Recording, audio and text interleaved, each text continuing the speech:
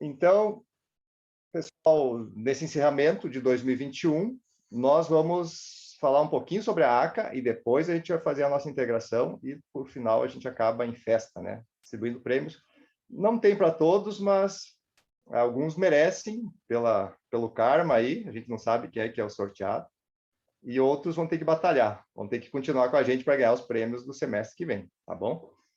Os que ganharem também continuem, tá certo? Mari, eu estou te enxergando, só me confirma se trocou o slide, apareceu estrelinhas aí, dá um ok? Tá, então tá rodando os slides aí.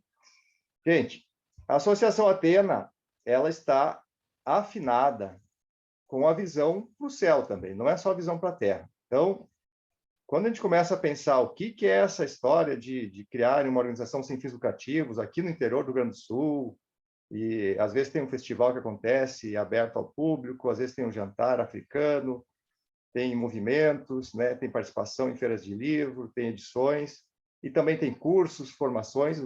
O que é a Athena? Então, hoje a gente vai ver de forma resumida algo que a gente possa levar para casa e dizer assim, agora eu estou entendendo um pouco mais onde é que eu estou me metendo, né? Nessa brincadeira.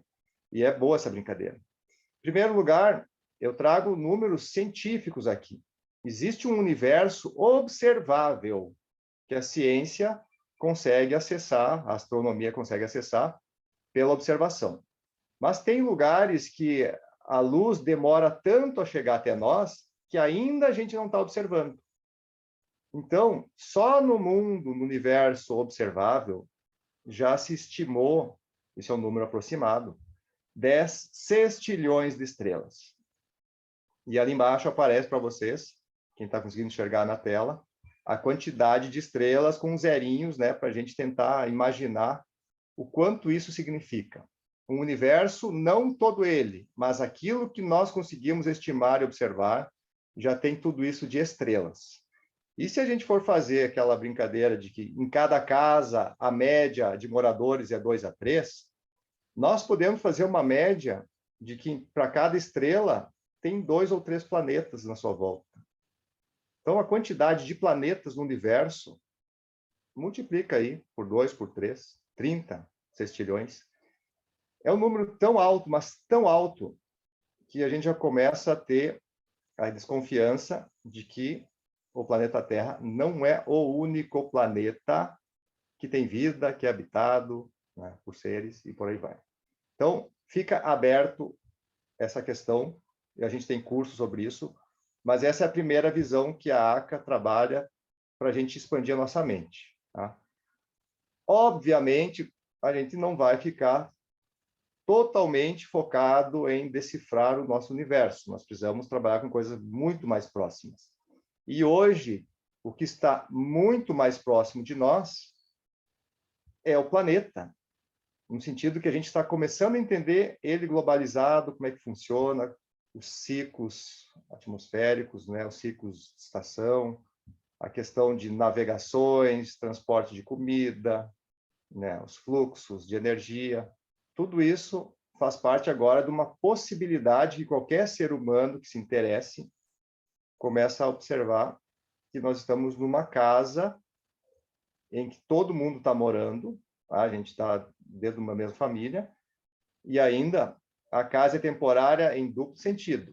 Ela é temporária pelo padrão de vida que ela tem um ciclo, e ela é temporária para nós, se nós imaginarmos que existe um universo gigantesco e a eternidade não foi dita para que a gente more somente no planeta Terra.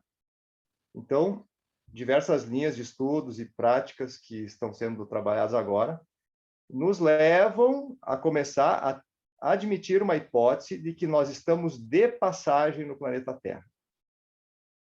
Então, vocês sabem como a gente deve se comportar quando a gente está de passagem, num hotel, numa praia, vai para a serra, vai visitar uns parentes. Tá?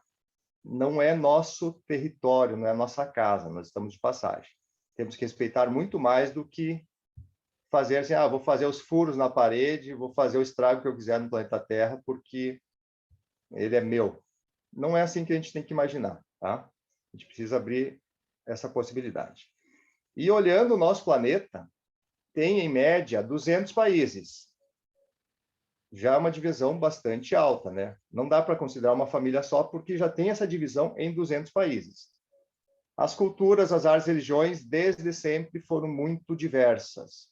A população crescendo muito rápido, subiu 6 bilhões de pessoas nos últimos 120 anos, e nós já estamos próximo, tá bem próximo dos 8 bilhões. Mesmo assim, a família crescendo, não vamos para a unidade, cada vez está mais diverso.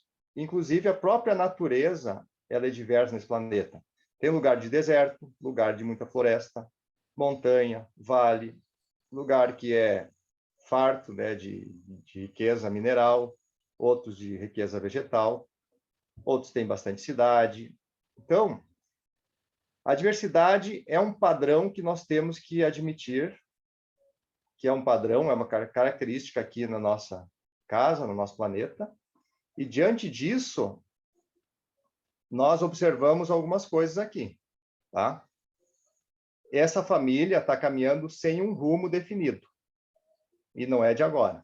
Primeiro, quando a gente nasce no mundo de extremos, uns são pobres, outros são ricos, outros têm acesso à saúde, outros têm que viver na doença, na miséria. Então, os extremos existem para todo esse complexo que nós existimos aqui, né, como seres humanos, principalmente na análise da vida humana. O nosso crescimento depois de nascer vai se moldando dentro de um mundo cheio de preconceitos, tá? Nós nem sabemos exatamente o que as coisas são e a gente já cria um pré-conceito das coisas. Ah, os argentinos são os nossos inimigos no futebol. Tá? Quando é jogo de futebol, nós temos que ganhar deles e não admitimos perder, tá? Porque eles são metidos a, sei lá. Então, esse é um preconceito só que eu falei na questão futebolística para não gerar muita polêmica. Mas existem várias coisas. Ah, eu não posso andar com preto, com branco, com amarelo, com rico, com pobre. Tá? Ah, se é chinês, é produto porcaria. Se é americano, é exploração por causa da guerra. E a gente vai criando imagens, né, muito generalistas a respeito das coisas, através do nosso preconceito. A pluralidade, essa questão da diversidade, ela é bem mal entendida. Tá? Nós não conseguimos lidar com coisas muito diversas. E a reprodução das culturas, elas vão sendo ilhadas. O nosso grupinho que se acertou, como amigo, como aqueanos, vai criando uma espécie de entendimento, de vivência, de convivência, que talvez a gente acabe não se abrindo e nem divulgando o nosso trabalho, porque nós não estamos muito interessados nos outros, e sim na evolução da família, da cidade, do país e por aí vai. Então, essas culturas são ilhadas hoje. Elas não estão abertas, não é o único continente cultural que nós vivemos.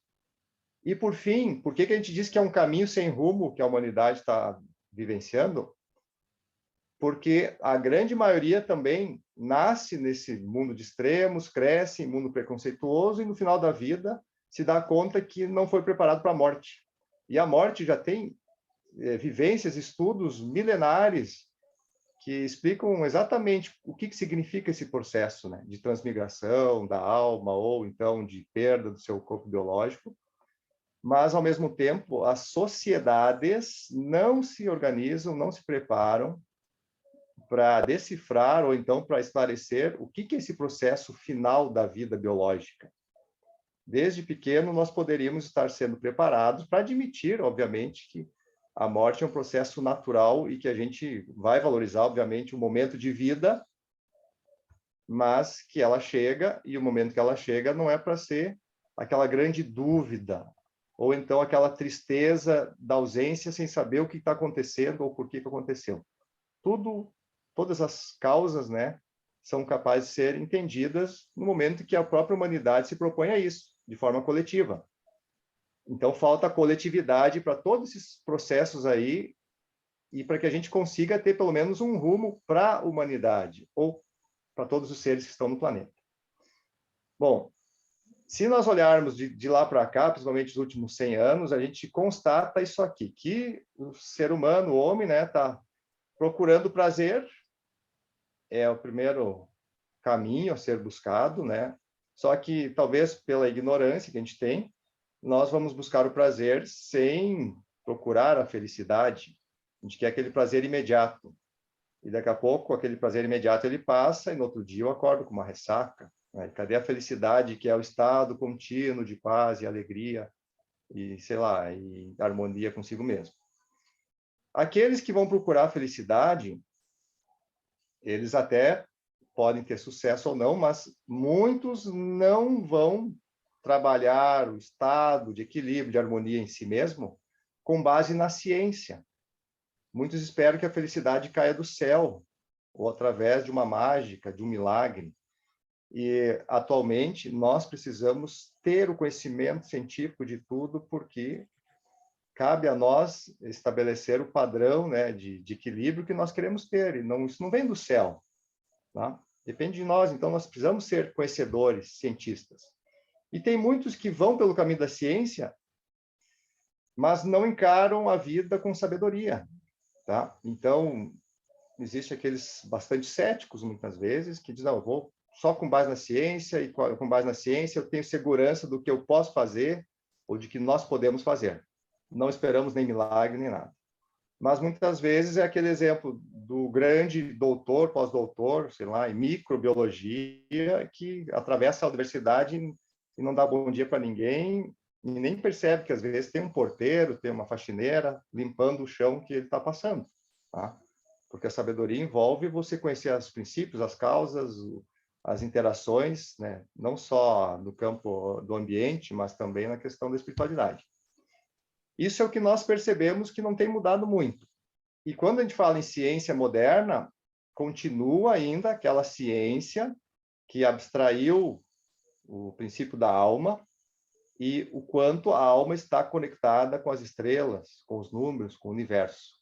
Tá? A ciência, geralmente, né, não vamos generalizar, mas geralmente a ciência mais mundana, que é a que toma a maior parte, e aqueles que se dizem cientistas, eles não estão preocupados e eles nem querem misturar a questão da espiritualidade nas pesquisas científicas.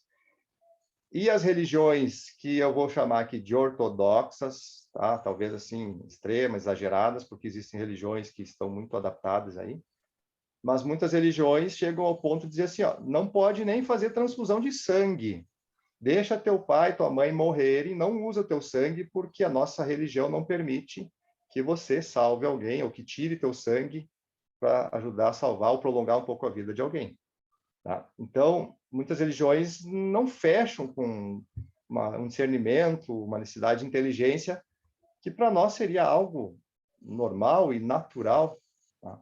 E diante dessa questão em que ainda a ciência continua sendo muito cética e a religião, talvez, muito afastada da questão científica, é que surgiu, em séculos passados, um século e meio, vamos dizer, atrás, a Helena Blavatsky, uma russa, que ela teve uma história belíssima de tentar trazer todo o conhecimento, principalmente da filosofia e da sabedoria oriental, que tinham sido destruídos aqui no Ocidente.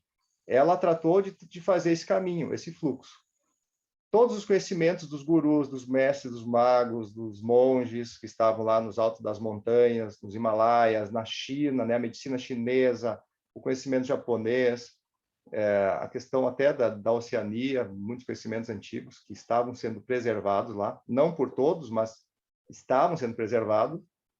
Esse conhecimento era urgente chegar ao Ocidente, porque o Ocidente estava indo para um caminho cada vez mais para baixo do buraco, muito materialista.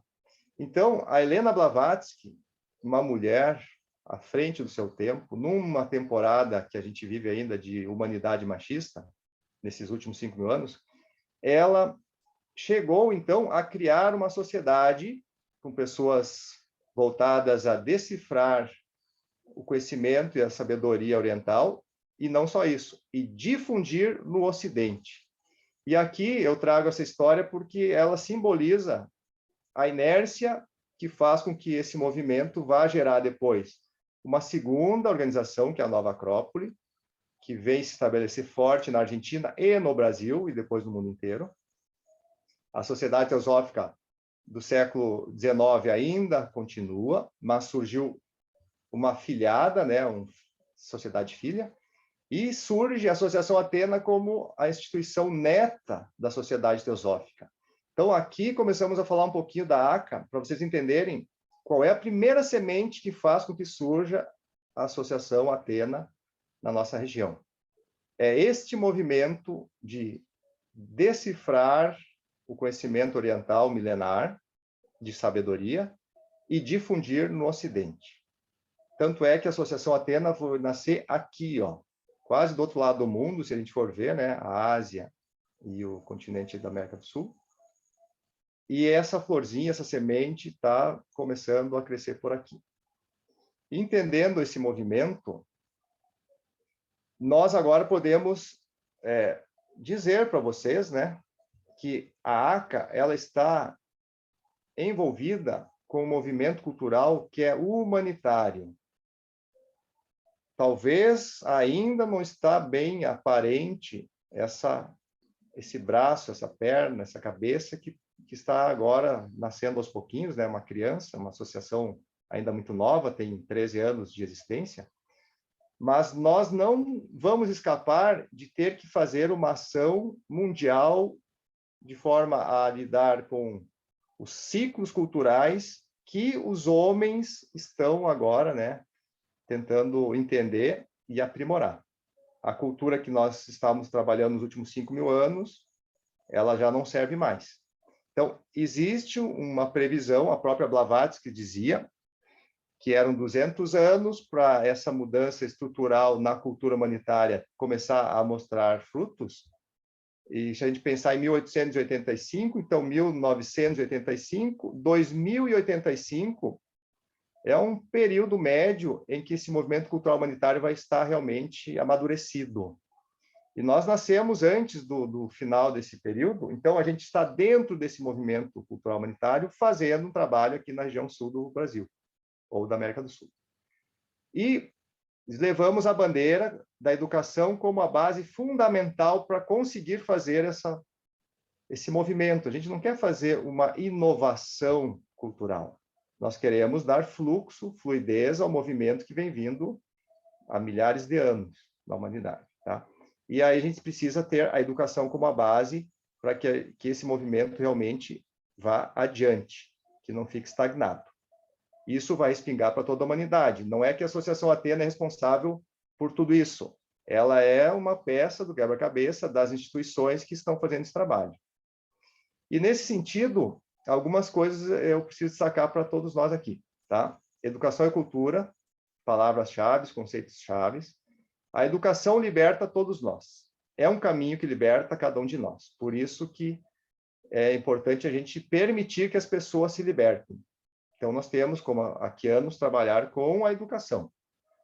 E mais do que isso, depois que cada um está livre, imagina cada um pegar uma nave espacial e viajar para qualquer lugar do mundo e pronto, cada um saiu livre. Qual é o resultado de tudo isso? Coletivamente, a gente não enxerga muita coisa. Digamos que a gente não tenha a possibilidade de sair do planeta, não temos nave espacial individualizada, então nós vamos ter que conviver juntos. Pessoas libertas, convivendo junto. Não é fácil, cada um com a sua liberdade, então é preciso harmonizar todo esse pessoal que se libertou, tá? A gente ajuda que todo mundo se liberte. Aí é que entra o viés da cultura. A cultura é o caminho que harmoniza, principalmente aqueles que conseguem atingir a liberdade através da educação. Aí a coisa fica maravilhosa, tá? Para que isso aconteça, a educação vai ter que ser reforçada e trabalhada com os educadores, por mais que a gente possa ver que tem os aprendizes, talvez sejam os que mais precisam de educação, sim, mas é preciso olhar novamente para os educadores e para os pais, para os tutores, como ponto de partida.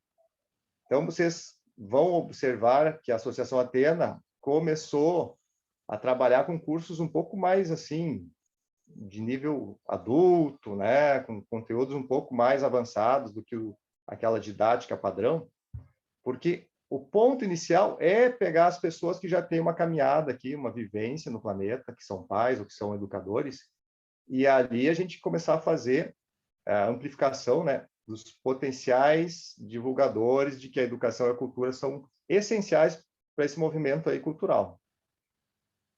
E o trato, né, a palavra-chave que nós usamos é, na educação, desenvolver essa consciência e essa prática da filosofia ativa, que, além de aprender a pensar, ela trata, talvez, muito mais de aprender a viver.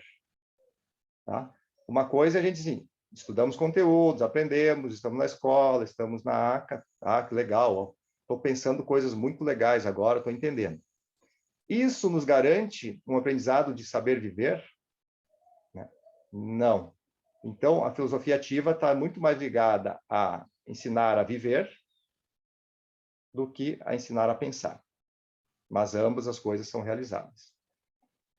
E a educação vai buscar encaminhar todos nós para a questão da unidade.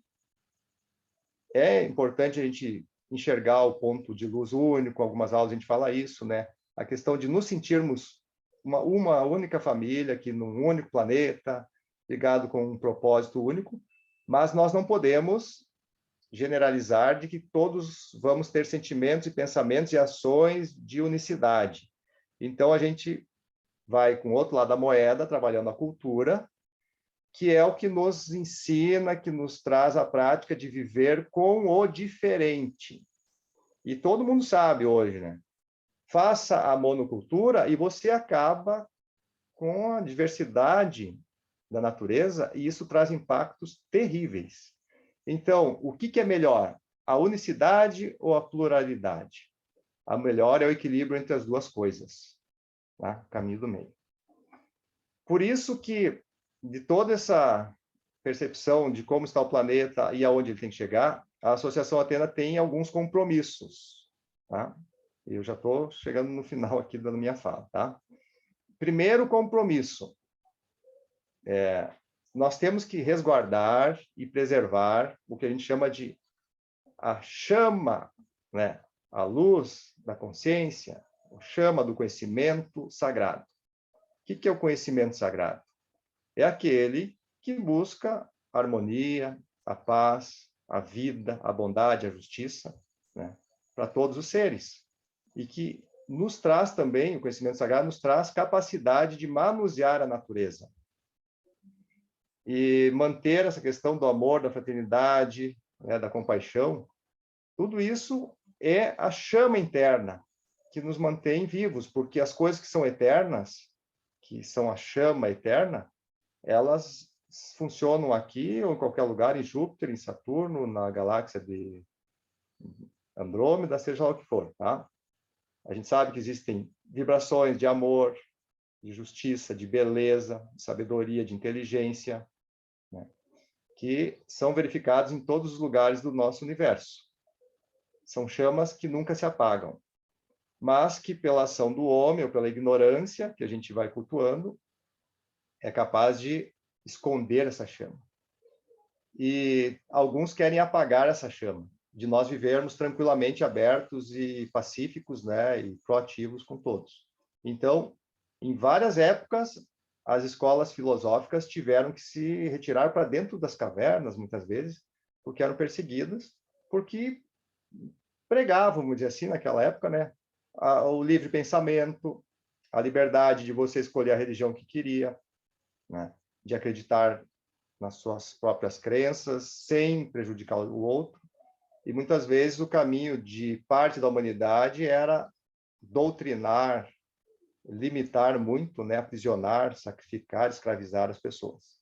Então a gente precisa, em primeiro lugar, resguardar essa chama do conhecimento sagrado, também fazer o trabalho que a Blavatsky se propôs junto aos mestres dela, que é um trabalho para a humanidade toda, que é integrar essa sabedoria oriental junto ao conhecimento ocidental, exortar, cultuar, cultivar, né, a filosofia, que é a questão da reflexão, do amor à sabedoria, e essa questão de olhar para o céu, para o nosso eu superior, para a consciência superior, para a mente pura, e manter condutas. Esse compromisso vem da própria carta, né, do I Ching, carta 10, que é a que representa a simbologia da ACA, né?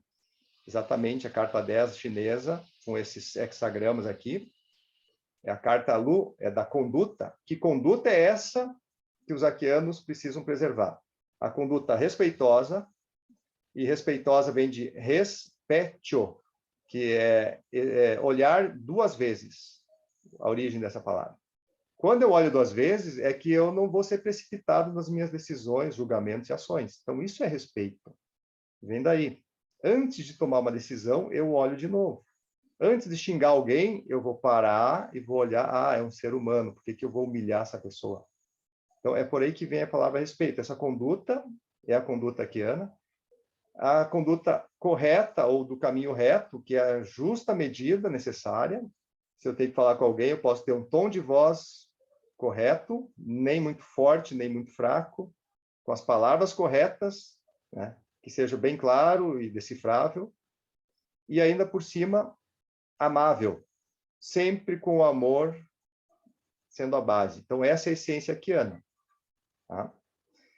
E aí, os valores que a gente institui para a nossa organização estão ligados à verdade, né? Ser sempre verdadeiro consigo mesmo, com os demais, responsabilidade, assumir seus compromissos e ir até o final, e a ética, que é a reflexão sobre as nossas ações, né? Para identificar se elas estão de acordo com a justiça, com a bondade, com a beleza. Tá? Esses valores são o DNA da nossa organização. E, por fim, vem aquela pergunta. Tudo bem, as origens, as influências, a ACA não surgiu do nada, tem, então, uma linha de sequências para que surgisse essa associação por aqui. Qual é o problema que a ACA resolve neste mundo? O que se propõe? Né? Diante de tantas possibilidades, de todas as organizações, qual é o papel fundamental, a missão da ACA? Aí hoje vocês têm a resposta aqui simplificada, tá? Promover ambiente para que o ser humano se desenvolva de forma integral. Tá? A Sâmia quer aprender a pintar? Está lá. É a arte que ela está aprendendo, junto com a professora Valéria e a turma. O Jean quer aprender a fritar um ovo, né, sem usar azeite? Eu tenho que aprender.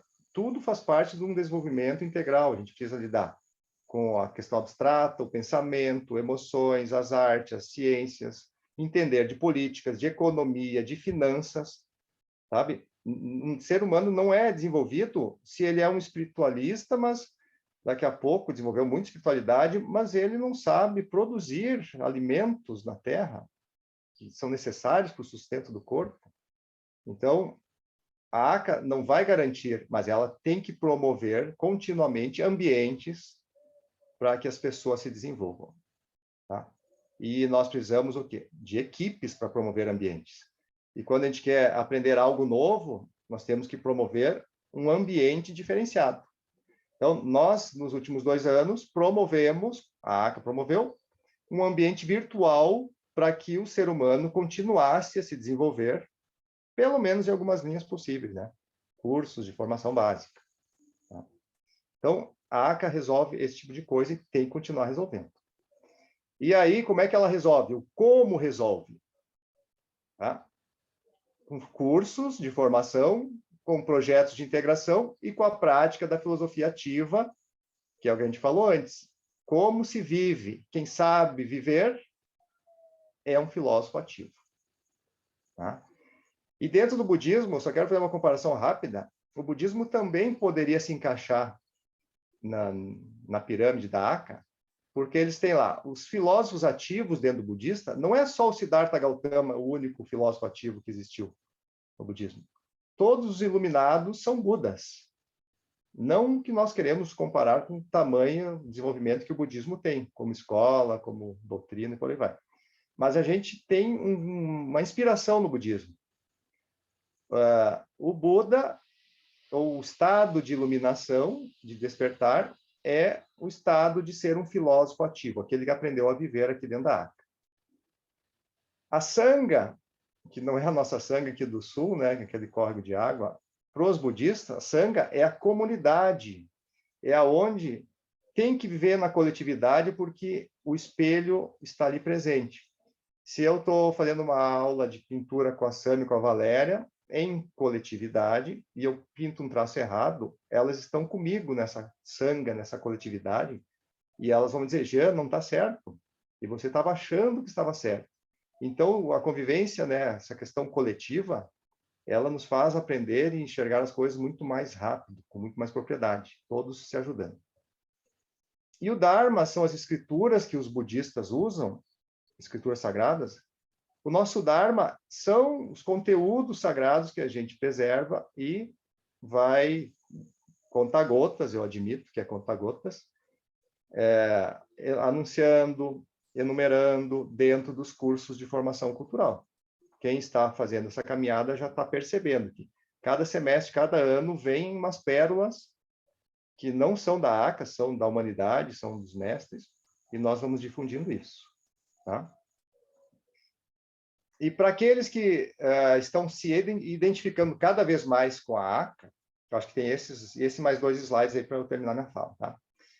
Nós temos o caminho de ser um filósofo wakiano, né, a questão da formação de forças vivas, mas que vai chegar no momento em que você vai dizer, poxa, eu quero, inclusive, ser um associado, porque o caráter jurídico hoje é de associação cultural.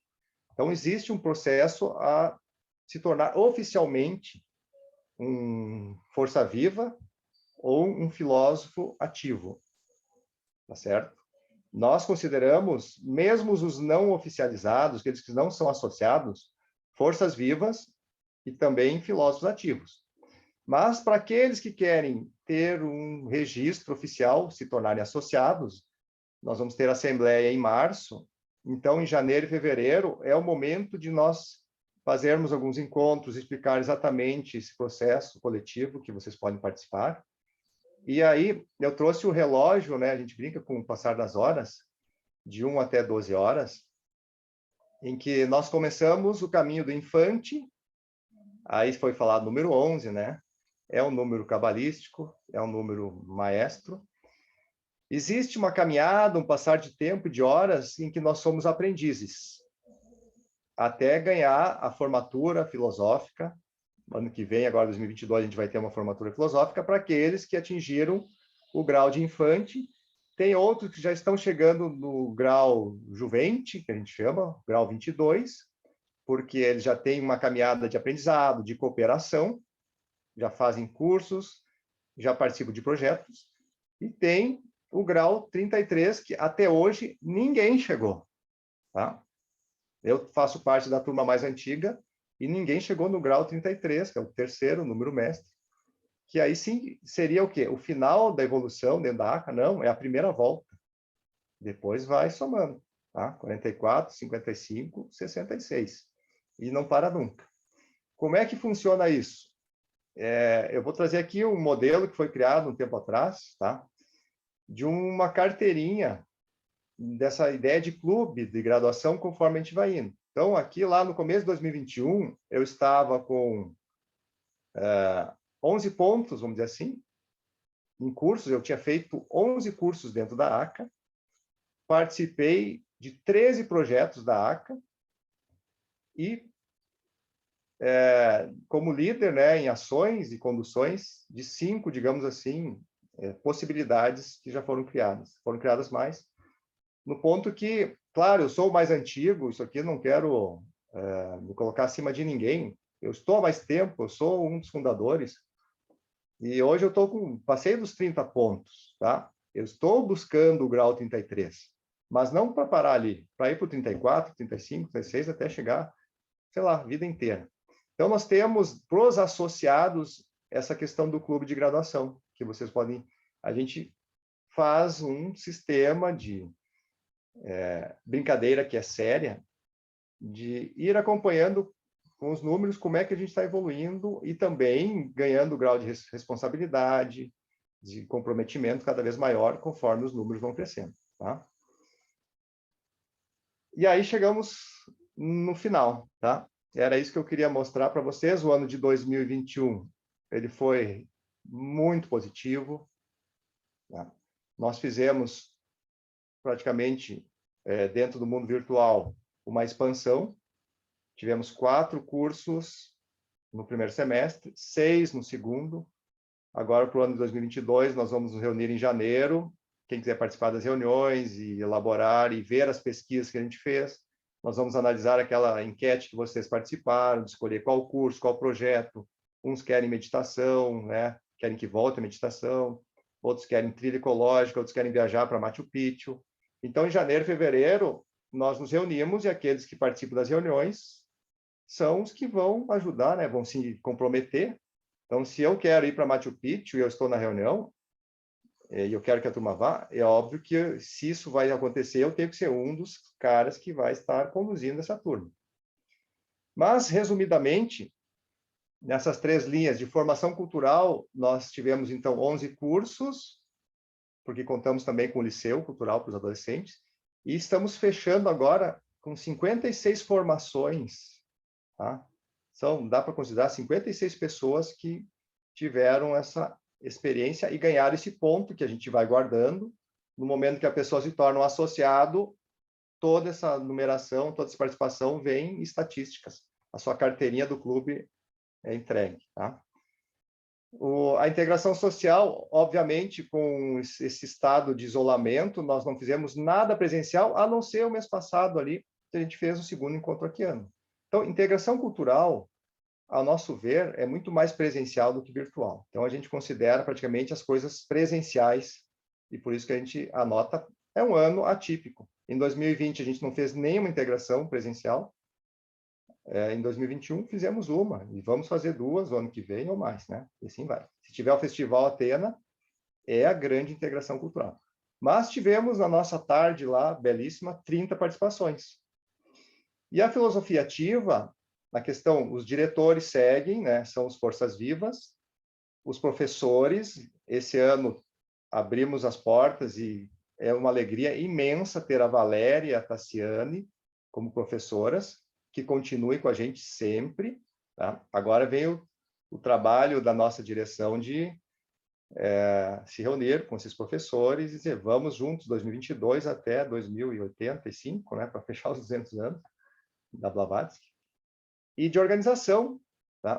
Claro, tem o professor Igor, que é do Liceu Cultural, também para os adolescentes, né? Temos esse que não é associado ainda, mas está no caminho, está já 3º ano com a gente, então vai longe. E na questão de organização, temos a Patrícia, que é uma estagiária, que começou com a gente, a primeira estagiária, está fazendo esse trabalho de divulgação e comunicação, e todos são forças vivas. Aqueles que organizaram esse evento também atuaram como forças vivas.